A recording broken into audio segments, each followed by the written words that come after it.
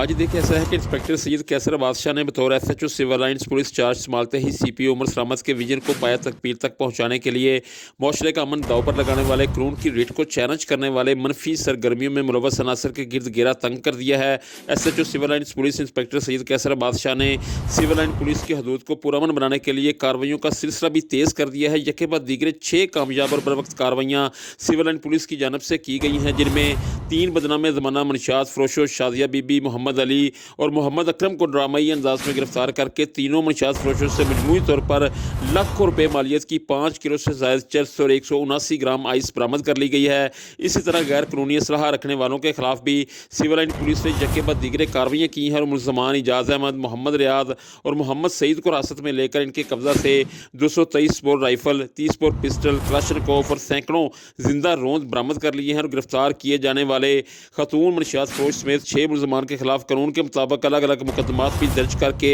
मुलजमान को इनके असली ठिकाने जेल रवाना कर दिया गया है। इंस्पेक्टर सैयद कैसर बादशाह की बतौर एसएचओ सिविल लाइन्स पुलिस तैनाती